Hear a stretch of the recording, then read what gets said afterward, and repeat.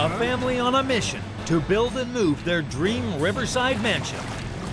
I don't like all the cracking and banging that's going on. Will the house survive a treacherous tilt into the fast-flowing water? We could have a catastrophic failure where the building could fall off the dock.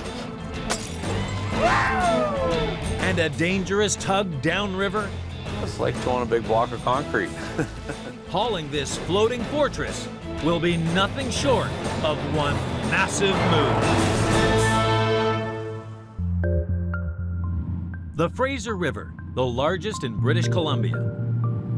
It's along this beautiful but busy waterway that Graham and Sharon Harkley and their two kids, Grace and Evan, dream of living. They hope to escape their current home in Ladner, which is landlocked. I've looked forward to being on the river for years. I've always dreamed of being able to jump in my boat and zoom off whenever I wanted to. And we can go kayaking and fishing and stuff like that together right out our front door. I want to move to the river because I love it there, and with all the wildlife, there's a whole lot more than here. So I think it'll be fun. But the family don't want to live along the river. They want to live on it, in a unique house that floats. And they found a perfect location just a mile from their current home. We'll have this magnificent view that we're so looking forward to seeing. And it also has a wonderful dock that we can have friends and family over just to enjoy some summer evenings. The house will be built on land at IMF, a company specializing in floating structures. If anyone has the skill to build and launch a huge aquatic house, it's Matt Tobias's crew. A standard single-family home is about 100 tons, and we're uniquely situated here in Vancouver that we can actually pick up very large items, so we can build bigger structures. The construction site sits along the Fraser River. Once assembled, Graham and Sharon's floating mansion must embark on a treacherous 7-mile journey to reach the mooring.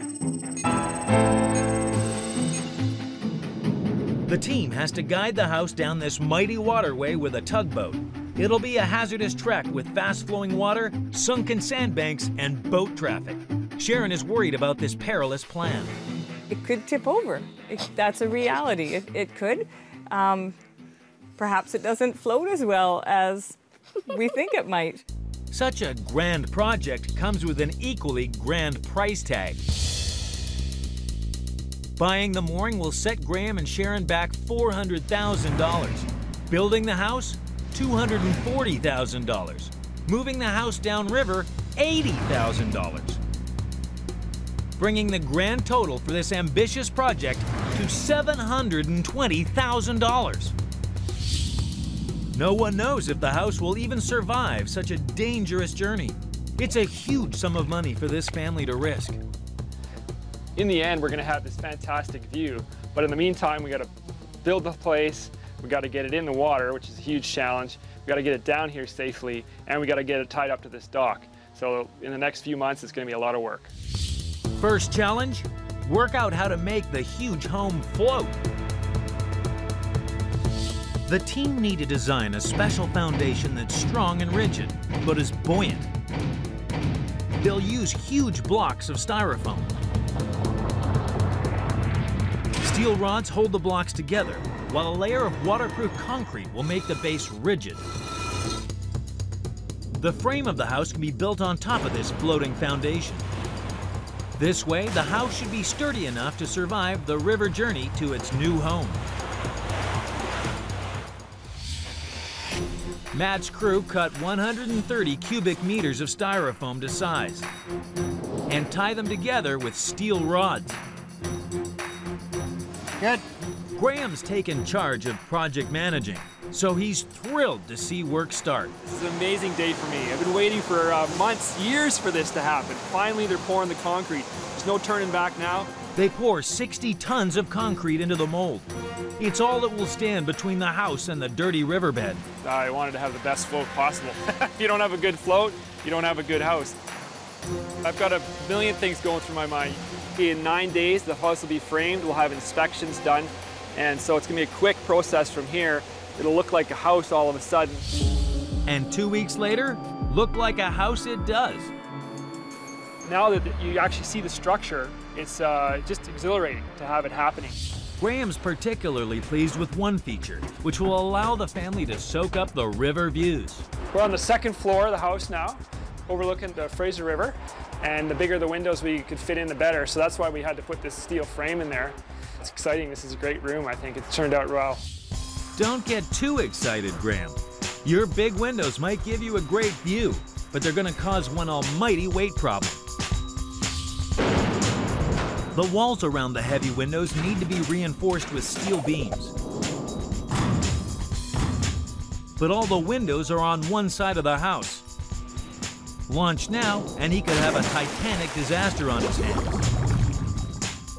So, he must counteract the concentrated weight of the windows by adding concrete to the foundation on the opposite side.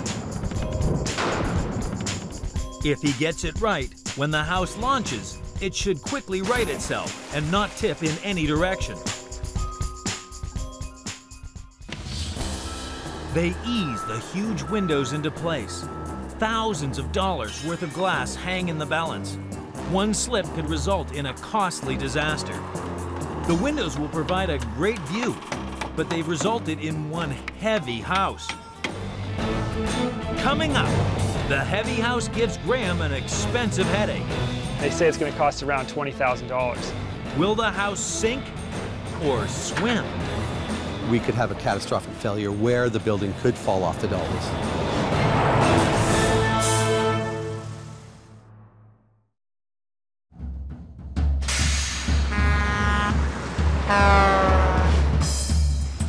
In British Columbia, the 65-ton floating foundation has been built for the Harkley family's dream home.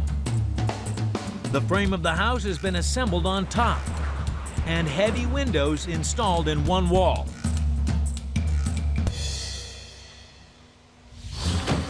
Whoa.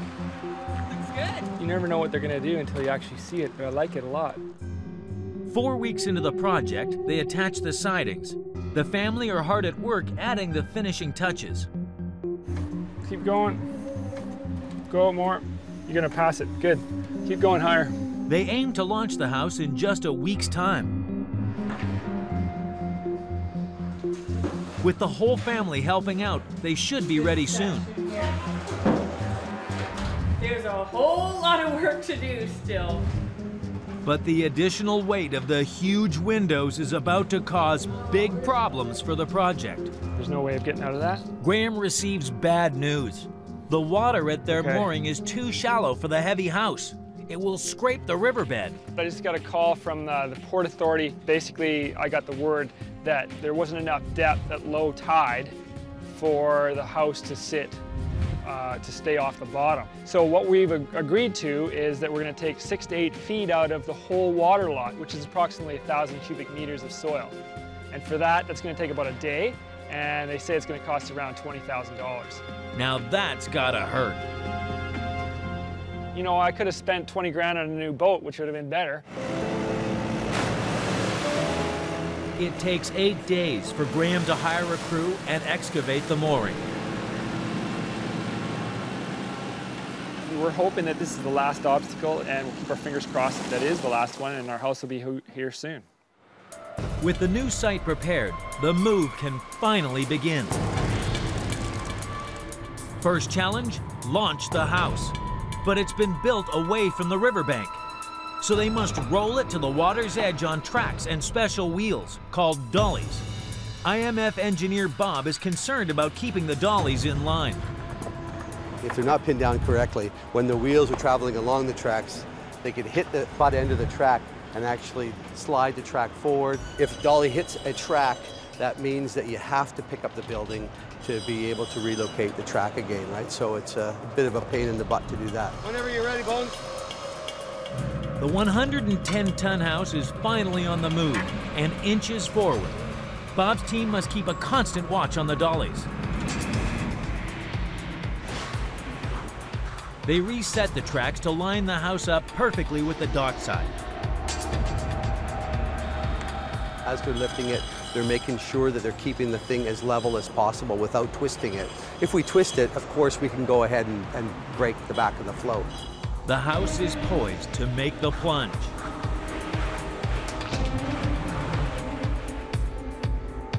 The whole family arrives to watch their house take to the water, hopefully like a duck. Years we've been doing this stuff, for years working on this, and finally it's going to go in the water. Engineer Bob Field knows the risks of maneuvering such a heavy house. If a catastrophic crack started, we would have to replace the float. I mean, right, if you took that thing and twisted that thing so the back is broken on that float, you'd have a serious problem, right? The house is extremely heavy, weighing more than 100 tons. Controlling its launch into the water will be a real challenge. Go too fast and the house could hit the water too hard. For a controlled launch, Bob must build an additional set of rails to guide the wheels, making sure they are perfectly aligned as they descend into the water. He'll have to anchor the house to heavy trucks. These should ensure the building doesn't run wild as it takes to the water. But these moves don't always go to plan. I heard a story about this. They put it over the edge and the tow trucks started to get pulled into the water until they started letting the cord out. They line up the trucks. Now the precarious launch can begin. Okay, here's to many happy years on the new houseboat. Get ready. You ready? Watch out. Woo! Very excited. Very, very excited. As the front dollies reach the water's edge, the pressure mounts. I'm totally confident in their abilities, but I'm still like, until it actually happens, you never know, right? The house is now dangling over the water. Not the sort of position Sharon wants to see it in for long. I didn't realize how steep that angle would be. The rear dollies inch over the dockside. This is the most perilous part of the process. When the trailing dollies are over the edge, we have the most load imposed onto the trucks, and that's when we could have a failure.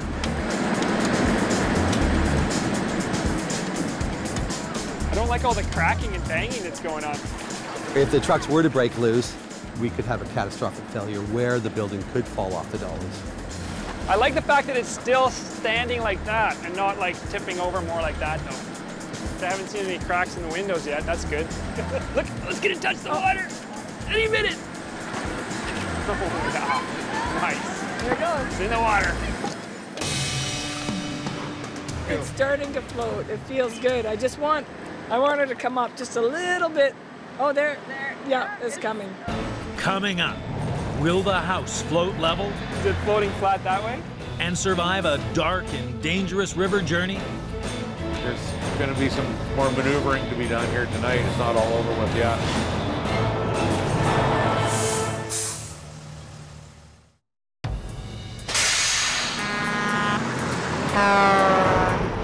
In British Columbia, the Hartley family have built their dream floating home on land Whenever you're ready, Bones. and launched the 110-ton monster into the river. Let's get it touch the water! But until the home floats freely, the family has no idea whether the engineer's calculations are correct. If it tilts, it could sink. I'll be waiting with bated breath for sure. They unhook the winch line. Oh, it's floating now. Look at that. Is it floating flat that way? Yeah, it looks pretty good. That way's flat, that way's almost right. Oh yeah, baby! That's what I was looking for.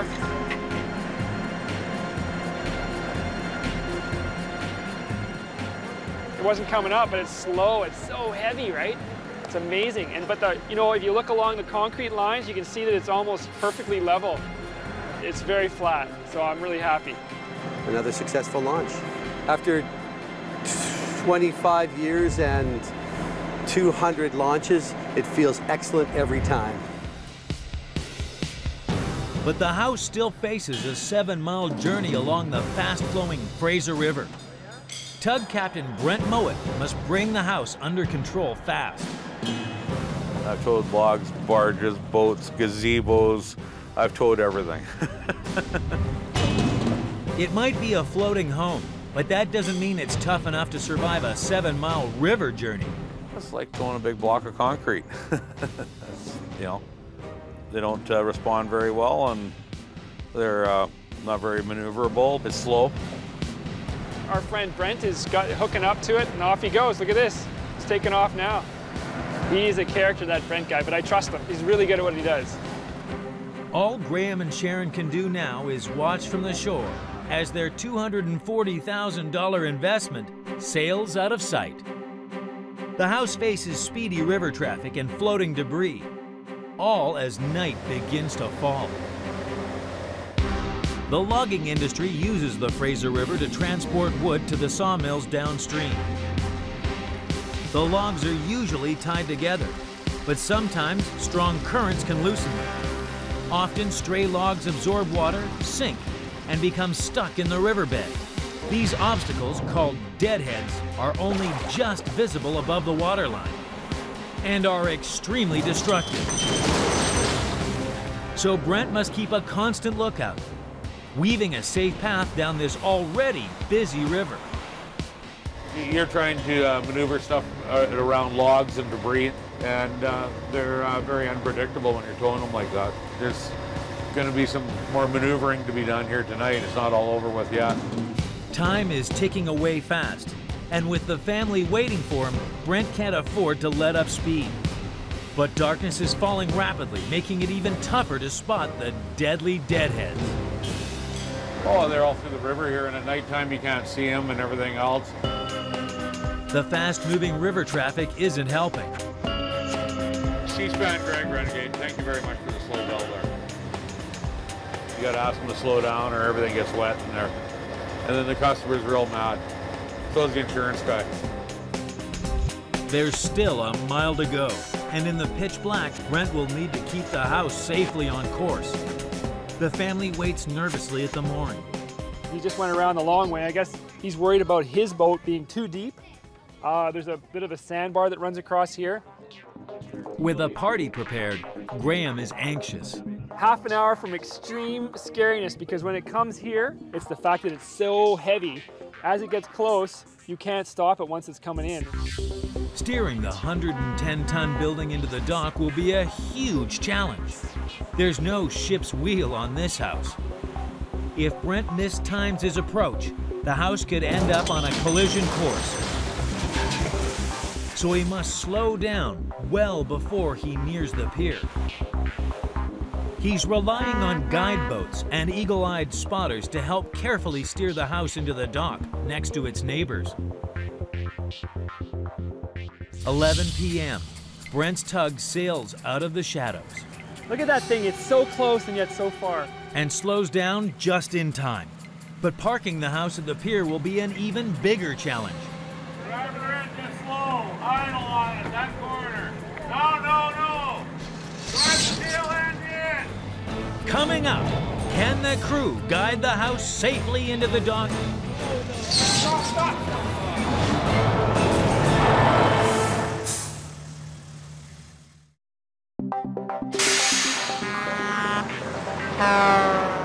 In British Columbia, the Hartley family's monster home has been tugged down the river. Look at that thing, it's so close and yet so far. And arrives at their mooring. No. Drive the tail end in. They've waited years for this, and their friends have raced for ringside seats to watch the nerve-wracking finale. But first, Graham needs to pull the huge home safely into the dock. It's a tight squeeze in the pitch black. Yeah, we gotta come in this way a bit more, you guys. What's happening with that piling over there? Are we gonna pass it or no? But is the space just too small for the huge house? What do we hit? Yep, got it. Piling. The roof hits a piling. It doesn't sound good. All right, let's go check this side out. Whoa, man, that's close, eh? I didn't really take into account the fact that I had overhangs and I had pilings here. Yeah, that's too close. But it's not quite as bad as it sounded. Oh, I think we can fix that. We'll just bang that out. It'll be no problem at all. There's not far to go now. It's gonna come this way about 2 feet. Okay, slow it down. That's good. Yeah, that's perfect. Leave it there.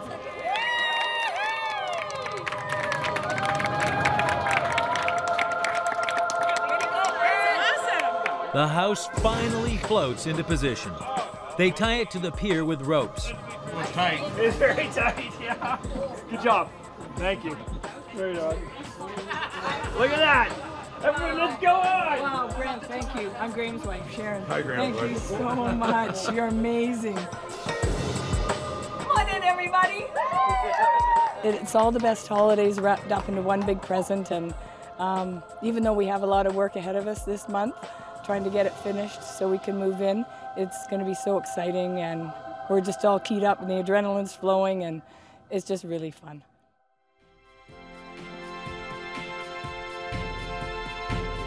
Two months later, Graham and Sharon and their children are finally living on the river in their gorgeous family home. We've all worked together on this and come together as a team and pulled it off. So we're all pretty proud of ourselves and excited that it's actually working. There were moments of stress, for sure, but that just gets your adrenaline going. We're getting to the point where we'll be able to just sit back and relax and enjoy it.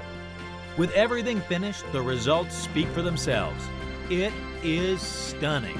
This just has been more than I could have dreamt of, so it's beautiful. Just having the expanse to look at is just worth everything that we've gone through. And so it's really kind of my perfect place, really. Thanks to Graham's determination, the builders, and the tug crew, their floating fortress is now a dream river home.